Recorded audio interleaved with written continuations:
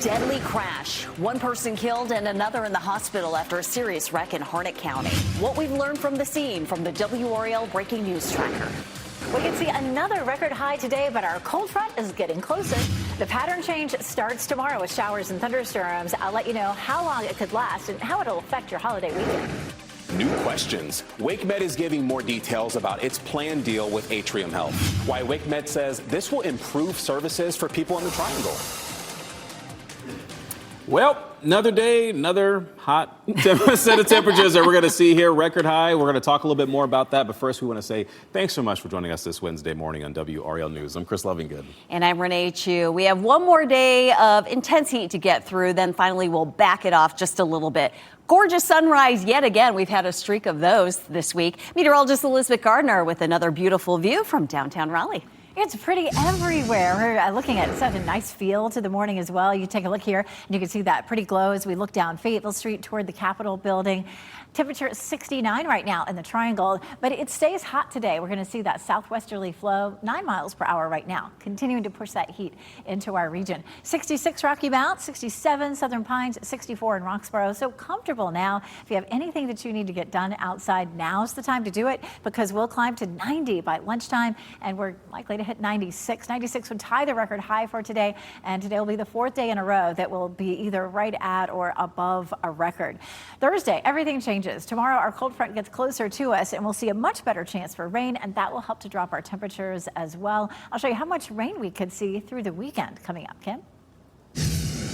Oh, Elizabeth, happening now in the WRAL Traffic Center. We're going to start outside, give you a live look at I-40 Harrison Avenue. You can see the traffic flowing at a nice steady clip. So if you're getting ready to head out the door this morning and you're tackling any of our major routes into the Raleigh-Wake County area, it's all delay-free. This incident just happened on I-540. I'll check it out to see if that's going to affect your morning commute. But right now, all the other major routes, sort of a 1-minute delay coming in from Wake Forest, delay-free at this hour. You're getting ready to head into the car. Tune us in on the radio, 101.5 HD3. One person is dead and another is in the hospital after a crash this morning. This happened in Harnett County. Actually, it happened around 2 a.m. on Oak Grove Church Road near NC 55. That's just outside Anger, if you're familiar. What you're seeing is video from the WRAL Breaking News Tracker. And State Highway Patrol says that it's still investigating what even happened here. We are working to learn the name of the person who died. And also new overnight, Durham police have someone in custody after reports of car break-ins. And this is video from Fox Crossing Apartments near South Miami Boulevard. Still unclear, though, if the person in custody is facing any charges in this. Today, North Carolina lawmakers are expected to roll out a proposal targeting big data centers. If approved, it would prevent costs from shifting to consumers like you. Let's bring in WRL's Kirsten Clark now. She is live outside the state legislative building this morning. Kirsten, we have seen a lot of resistance to these big data centers, and in fact, some communities have even issued moratoriums to pause development. Yes, we have, Renee. The data center boom has become a big issue here in our state, and it's why House Republicans are planning to propose what they call the Ratepayer Protection Act, proposing the first steps toward regulations on data centers here. This bill would require data centers to cover the cost of electricity, grid upgrades, and new power generation. It comes as AI-driven data centers fuel a surge in demand on the state's electric grid. Utilities warn these facilities can use as much power as a small city, putting new pressure on utilities to expand infrastructure. The proposal would also prohibit cities and counties from offering economic development incentives to attract data centers, and bars the use of eminent domain or taking private property for public use for data center siting. So this proposal is expected to be discussed in a House committee this afternoon. And to learn more about this bill, you can head on over to the NC Capitol section of WRAL.com. Live in Raleigh, Kirsten Clark, WRAL News. And we've done many stories on data centers in recent months in communities both big and small. We've looked at how the centers affect energy prices and the environment. You can find our coverage over on our WRAL YouTube channel. And also happening today, Renee, the State House is expected to give final approval for a bill that would help local governments recoup more property tax revenue. You see, this bill would tighten rules for nonprofit organizations that receive property tax exemptions. Representative Aaron Pare, a Holly Springs Republican, said Wake County alone would have collected an extra $11.5 million in 2025 taxes if the loophole were to be tightened. Her bill to do just that passed key votes unanimously in the State House yesterday. It would still need approval from the Senate, though. And today marks the fourth straight day of record high temperatures. Some Wake County schools have seen the heat creep into the classrooms because of issues with HVAC systems. WRAL's Kelsey Coffey joins us live outside Salem Elementary in Apex. Kelsey, some schools are asking parents to be sure to send their kids to class with a lot of water today. Yes, Chris, some parents may have received a text later last night. This morning, Wake County school leaders are working to keep your students cool in this record heat. Temperatures here inside Salem Elementary School reached at least 80 degrees on Monday after the AC broke. Reedy Creek Middle School also reported a broken AC system on the same day. Wake School's Chief of Facilities and Operations, Mark Strickland, says somewhere between 4 and 6 schools reported HVAC problems in the last week. WRAL has covered HVAC issues within the district for years. Schools closed or dismissed early 46 times due to HVAC issues last school year. The district later added training for some employees so they could help identify problems faster. Strickland says part of the problem is a lack of funding for maintenance. We are constantly working on ways to be more effective and efficient with the funding that we have. But as you all well know, where we are with our budget right now, it is a challenge. And just to put in perspective how widespread this issue is, right now the district has budgeted anywhere between $40 and $45 million for HVAC systems alone. That's nearly double the money they spent on this back in 2023. Kelsey Coffey, WRAL News, live in Apex. Today, you'll have another chance to get answers about WakeMed's deal with Atrium Health. WakeMed will be hosting a virtual forum at noon today, and we're asking WakeMed CEO new questions about the deal. It has drawn criticism from state leaders from both parties and has drawn worries that it could raise prices for customers. WakeMed leaders are trying to ease those concerns with some public forums. The first was held last night. Hospital officials say the deal will be a boost to Wake County and to patients. Yes, jobs and investment and those sorts of things, but also improving the care for all. If anything, we're going to be able to add more care, more services. More forums are planned through the end of the month. We have a list of times and locations on our website, WRAL.com. Today, a man accused of making a fake bomb threat against police is expected in court. Donald Hammock is facing a felony charge. Police investigated a bomb threat and a suspicious package outside the Spring Lake Police Department. Officers identified Hammock as suspect in this case and then arrested him. He's expected back in Cumberland County Court this afternoon. After 7 different attempts, the U.S. Senate has advanced a measure that could restrict President Donald Trump's war powers. This measure would require congressional approval for any future military action in Iran.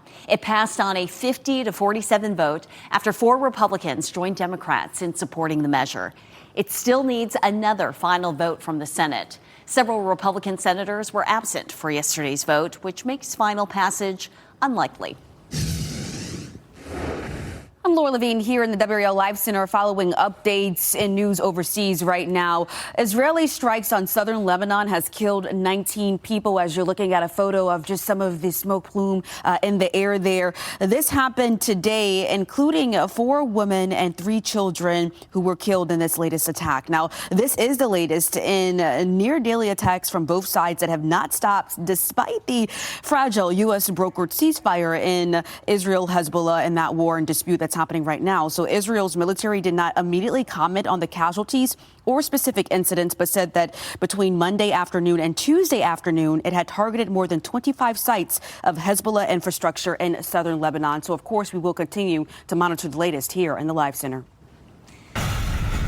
The Carolina Hurricanes will be back on the ice today as the team prepares for the Eastern Conference Final. Tomorrow night, the Canes will be facing the Montreal Canadiens in Game 1 at Lenovo Center.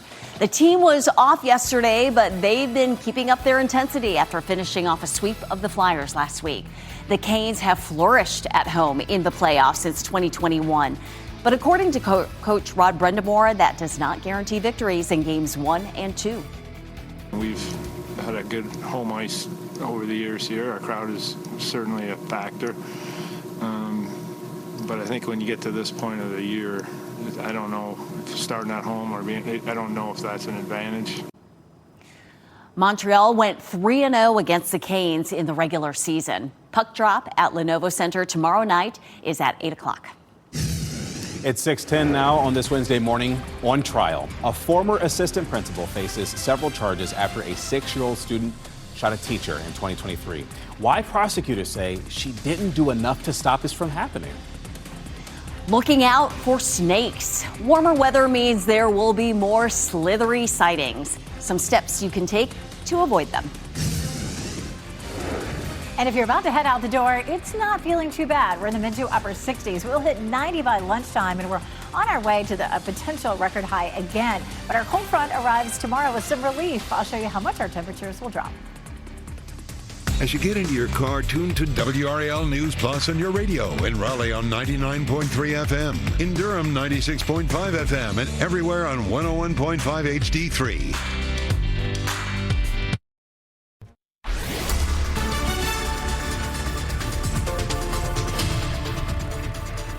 6:13, we take a live look at Pittsburgh this morning, looking so pretty. That beautiful glow just starting to light up the skies. The sun's starting to creep up. Temperatures are feeling good out there, actually. 66 in Wilson, 69 in Raleigh, and it's 66 in Fayetteville. So we're mid to upper 60s now. But if you're headed out for exercise this afternoon, it could be tough. We hit 90 by lunchtime, and we're looking at that high of 96 would tie the previous record. So if you're headed out to exercise, you do some yard work, anything you need to do strenuous outside, you're good to go this morning. It gets a little iffy midday because we'll climb to 90. I would hold off during the afternoon again, really just for one more day. And then the evening also will be a little bit on the hot side. Our cold front moves close enough to us tomorrow to start our wetter pattern. I'll show you when to expect the rain and how much we could get coming up. Ken?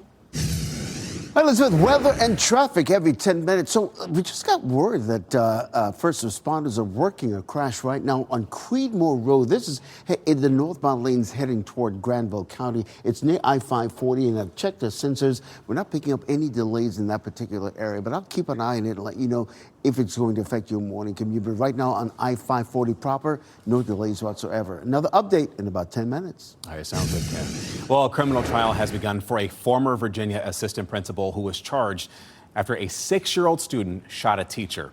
That shooting happened at a school in Newport News in 2023. The student shot teacher Abigail Werner in the hand and her chest. Prosecutors say the assistant principal at the time, Ebony Parker, failed to respond to concerns about the student having a gun before the shooting. They say she stayed in her office and did not order a search, call police, or even remove the child from class. Well, taking the stand yesterday, Werner described the moment that 6-year-old fired the gun. I saw at the corner of my eye my peripheral the student had. I saw the student looking at me. I looked over. A gun was pointed right at me. He was holding a gun, the student. It was pointed right at me, and then I was shot. Well, and defense attorneys for Parker say other staff members at the school also had opportunities to intervene. Parker could face up to 5 years in prison if convicted on all counts. North Carolina is one of 16 states suing the U.S. Department of Education. It has to do with caps to federal student loan borrowing limits. The Department of Education is changing which degree programs qualify as professional degrees. Those are the students who can borrow up to $50,000 a year. Now, the new definition excludes many healthcare programs, which the states argue would prevent students from pursuing careers in healthcare. We have a very clear primary care shortage in 93 of 100 counties, in particular in rural counties. If we have an even worse shortage, particularly of nursing, that is going to hit our rural counties the hardest. Unless a court intervenes, the new borrowing limits are scheduled to take effect July 1st. Just a heads up, you are one step closer to being able to buy pre-canned cocktail drinks in grocery stores. Yesterday, lawmakers advanced a bill that would allow those drinks to be sold there. Right now, you can only buy them in North Carolina's state-run ABC stores because they're made with spirits. And the bill now goes to another committee for review. Warmer weather means more snake sightings. This is video sent to us by Christopher Lair in Cary. It shows a copperhead right there in his yard. The snake was hiding under a pressure washer. This close encounter was a first for Lair. He says this sighting is a good reminder that the snakes are coming out as the weather gets warmer. I've seen them on the trails hiking and doing other things out in the more of the wilderness area, but not so much, this close to home. And seeing one that close personally, that was like, oh, okay, it's that time. And one of the best ways to keep snakes away is to make sure your yard is tidy. That includes keeping it clear of debris like firewood and leaves. If you do see a snake in your yard, it is best to just stay away. They are just trekking on through. Yeah, you ain't got to tell me twice. I'll just leave them alone. But we could see more snakes, obviously, as things are getting warmer today. Another day expected to have record high heats, Elizabeth. Yeah, we're looking at mid-90s again. If we hit the record or tie it, it'll be the 4th day in a row. But we do have help on the way. Take a look. We have our cold front that's continuing to gradually push closer to us. It hasn't gotten here yet because this high has been blocking it back to the west. This high has been responsible for all the heat that we've seen the last several days, but that high is going to slide out, and this front will help to keep things a lot cooler for us, and it's also going to bring us a chance for rain. This is a look at our setup as we begin to trend a little bit wetter. That front will move in and become stationary, and moisture will move in and interact with that front, and that's going to increase our chances for rain. Let's jump into tomorrow early. Notice more cloud cover for tomorrow. We'll just be bright and clear and really hot today, but tomorrow, just after lunchtime, showers and thunderstorms develop, and they'll be with us through the evening commute and really all the way up into the wee hours of the morning on Friday.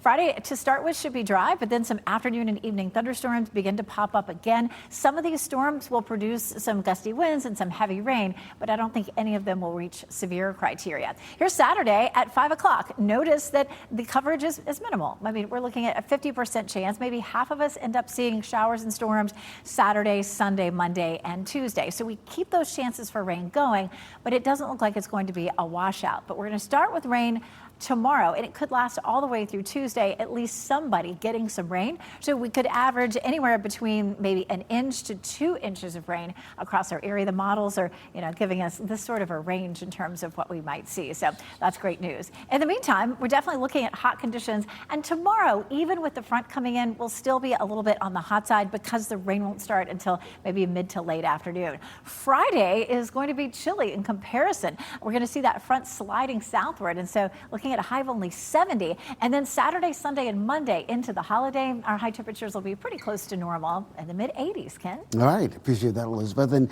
here's what you can appreciate if you're getting ready to head out the door this morning as we take a live look at I-440 and Ridge Road. The westbound lanes coming toward us, traffic flowing at a nice steady clip. So let's widen out the view, give you a look at that entire section of the Beltline. Boy, stretching from I-87 440 interchange all the way over to Wade Avenue. It's absolutely delay-free, and that's really what we're seeing on all of our major routes heading into the Raleigh-Wake County area. Short of a 1-minute delay coming in from Knightdale, similarly a 1-minute delay from Wake Forest, but all the other routes delay-free. You're getting ready to head into the car. Tune us in on the radio, 101.5 HD3. Ken, thank you. Protection from the sun, from sprays to lotions, 5 Under Side shares the top picks for safest sunscreens for you and your family. And breaking stigmas. A local girl is raising awareness and making a difference. How a community in our area is honoring her in a very big way.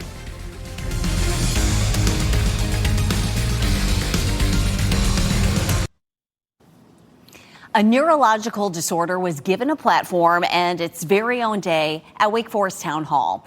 June 14th, 2026 is now Tourette Syndrome Awareness Day in the town of Wake Forest, and they had quite the ambassador to help introduce it. Jasenia Aponte Ortiz is 12. She was officially diagnosed with Tourette syndrome in 2023. Tourette syndrome is something more than 46,000 kids ages 5 to 17 are dealing with in North Carolina. Last night, Aponte Ortiz spoke in front of the mayor, officials, and community members to help break the stigma and bring awareness about the disorder. I wanted to do this proclamation so I can raise more awareness about Tourette syndrome.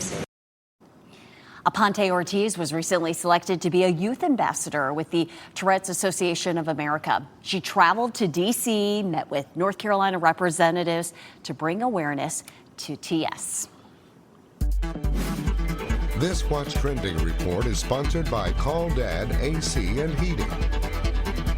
new tech that you can wear, and parking in a no parking zone. All right, to talk about it this morning, we have Ken Smith now. What's trending? Yeah, we'll get to that no parking zone in a minute. But Samsung and Google getting in on the smart glasses trend. The companies are launching a new line of headsets that will be powered by Google's Gemini AI. The glasses, though, do not have a screen. Yeah, there will be a camera and a speaker that will partner with your phone.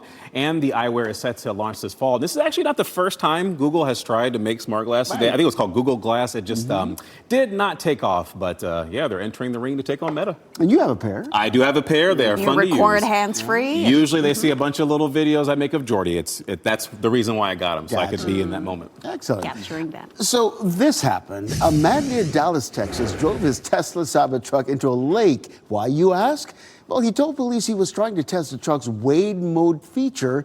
As you can see, the truck became stuck in the water, partially submerged. Police eventually arrested the 70-year-old driver. Now, we should let you know everyone made it out safely. That driver now facing several charges. The fire department was able to get that Cybertruck from the lake, but quite a sight. Yeah, didn't work. 0 out of 10. Or 4. All right, thanks, Ken. Well, today at the DBAP, there will be more than just baseball. There will be 9 weddings in 9 innings. Mix 101.5's Kyle, Brian, and Sarah will conduct the ceremonies between the innings, and one couple will celebrate their 50th anniversary, while 7 others will also renew their vows. And then for one couple, Renee, they're actually going to say I do for the first time. I love that. Well, Game 2 of the NBA Western Conference Finals is tonight on NBC, which of course is here on WRAL. It's the San Antonio Spurs versus the Oklahoma City Thunder. The Spurs won Game 1 on Monday night in a thrilling double OT game. And tonight's game starts at 8:30. You can watch it again right here on WRAL. 6:26 now, a deadly crash. One person is dead, another is hurt after this crash in Harnett County. What we learned from the WRAL Breaking News Tracker. Plus, data center regulations. Lawmakers are taking up a bill addressing the high energy usage they bring. How that bill could keep your own bills from going up. And our next weather maker on the way to give us some relief from the heat and bring us some rain. I'll show you the timeline and what we'll see with this next front.